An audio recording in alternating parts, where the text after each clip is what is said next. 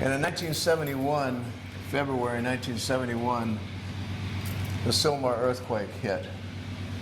And guys were sitting, well, prior to the morning that it hit, guys were sitting here, and one of the firemen was telling 3 or 4 of the other firemen something from Revelation. I don't know where he was in Revelation.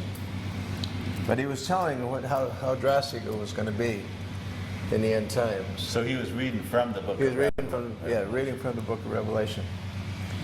And my friend George Onan was a kind of an agnostic type guy, but he was interested. He was listening, and so it really hit him. He started thinking about that. So he went upstairs, and I'll show you where he was upstairs. Let's go upstairs. The beds were along that wall, and they were along that wall, and then the beds were along this wall, and there'd be a few in the middle. There was 20, probably 28 guys on duty each shift. And right outside those windows were the high voltage lines, just a few feet out. And just before 6 in the morning, the earthquake hit.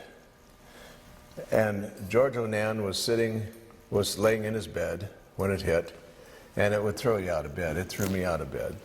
I was at Fire Station 3 at the time. And the high voltage wires were slapping together and just exploding with sparks and flames, and and cracking, like thunder, it cracks.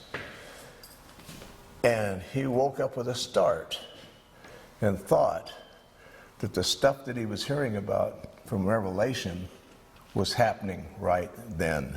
Wow.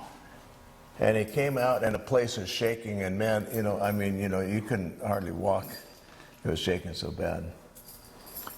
And that so impacted him, he gave his heart to the Lord right away. Okay?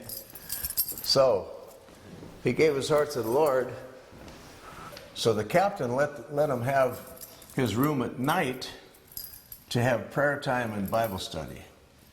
Wow. And so the guys started having prayer time and Bible study here. Now, the captain sat in on it, okay? He wasn't a Christian, but he sat in on it. This went on for some months, and then he came over to my station for some kind of an errand or something, and because my station was a headquarters station in those days. Upstairs was the headquarters of the fire department. Now it's a city hall. And he told me what they were doing here, and I thought, why aren't we doing it here at Threes? And so there was an hour free time. And so we spent it praying.